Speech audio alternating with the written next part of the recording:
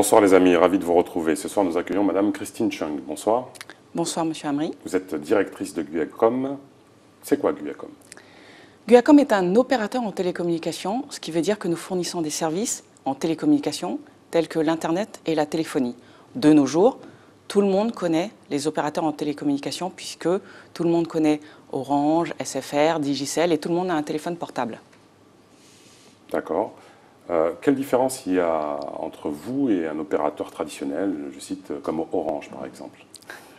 Alors, nous avons des activités communes, Orange et nous. Nous sommes tous les deux... Partenariat, convention Non, pas réellement, mais nous sommes tous les deux très présents sur la technologie qui a le vent en poupe actuellement, c'est-à-dire la fibre optique, sur le littoral. Comment se fait-il que justement la Guyane connaisse des zones blanches, qu'il y ait une telle fracture numérique pour notre territoire?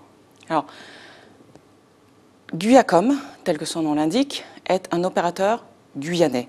Et justement, dans notre ADN est inscrit la volonté de lutter contre la fracture numérique. C'est une entreprise vraiment guyanaise, hein? C'est une entreprise vraiment guyanaise, c'est-à-dire que le centre de décision est en Guyane, puisque le gérant Philippe Van den Bosch en fait, est déjà présent en Guyane, mais surtout, il connaît extrêmement bien le plateau des Guyanes en tant que, à l'époque, celui qui a mené le projet de Télésur pour le désenclavement de l'intérieur du Suriname, l'opérateur du Suriname. Combien de salariés à Guiacom? Alors aujourd'hui, nous représentons une cinquantaine d'emplois directs, indirects, sachant que nous avons déjà fait travailler près d'une centaine de personnes. Madame Chung, quels sont les problèmes avec la CTG? Parce que je sais que vous en avez. Alors dites-nous tout. Monsieur Amri, à l'époque, la région, aujourd'hui la CTG, a créé ce qu'on appelle une société publique locale. C'était la SPLANG, c'est toujours la SPLANG, Société publique locale d'aménagement numérique pour la Guyane. Ils nous ont confié, au terme d'une procédure de mise en concurrence, la maintenance des équipements appartenant à la collectivité sur les 17 sites isolés de la Guyane. D'accord. C'était quand ça? C'était il y a à peu près 3 ans. D'accord. Okay. Alors, nous avions donc la responsabilité d'entretenir les équipements appartenant à la collectivité.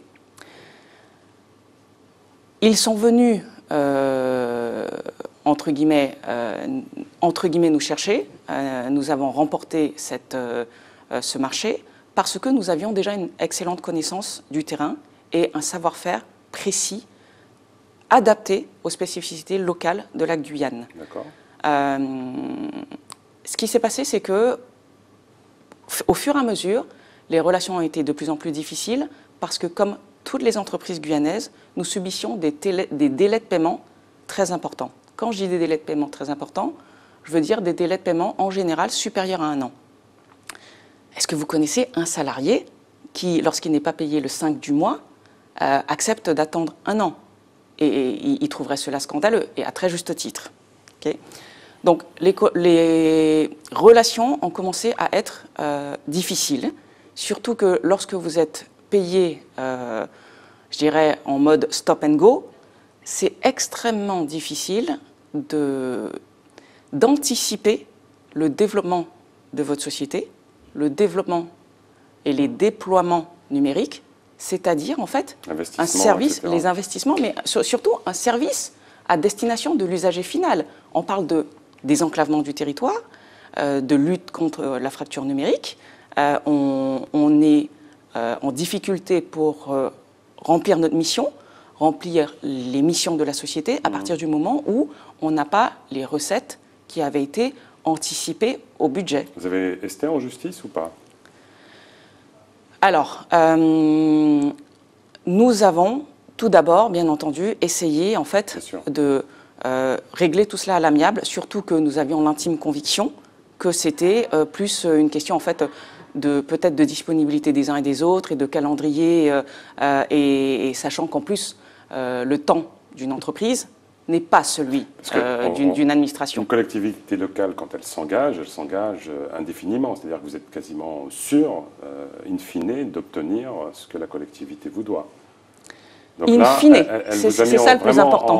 En péril ces délais de paiement tardifs? Alors, oui, cela freine le développement de la société, mais évidemment, nous, on essaye toujours, parce que c'est aussi dans nos gènes, dans l'ADN de la société, de continuer à faire bouger les lignes, à être innovant, à développer des technologies qui soient adaptées au territoire au moindre coût. Parce que c'est ce que nous sommes obligés de faire quand nous sommes une entreprise en fait, à capital uniquement guyanais et pas une multinationale qui se déploie dans le monde entier. On est obligé d'imaginer des solutions qui soient performantes, rentables et économiques. Aujourd'hui, vous en êtes où concrètement? Est-ce que votre entreprise est en péril? Est-ce qu'elle va fermer ses portes? Expliquez-nous.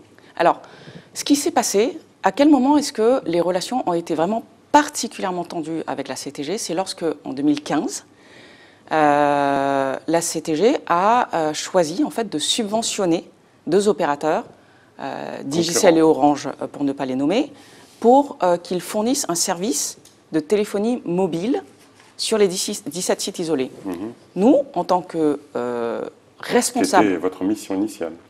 Alors, qui n'était pas notre mission initiale dans le cadre du contrat de maintenance des équipements. D'accord. OK. Alors, donc c'était une autre opération? C'était une autre opération. Ça vous a agacé de voir deux entreprises subventionnées en lieu et place du règlement des dettes? Alors, ça nous a surpris. C'est-à-dire que nous avions bâti un business plan en fonction du fait que nous serions seuls sur certains sites. Qui vous dit que la subvention était réelle? Peut-être que c'était une subvention, mais qui a elle-même tardé à être payée.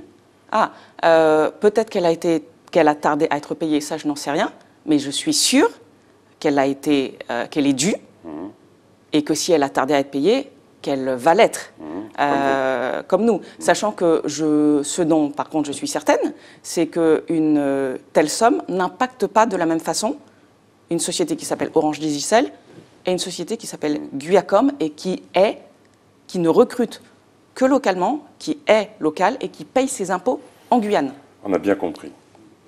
Juste une dernière question, parce que le format de l'émission... Allez-y. Excusez-moi, oui, juste en fait, ce qui s'est passé, et je le dis parce que j'en mesure la responsabilité, ce qui s'est passé, c'est que nous, on était responsables des équipements solaires.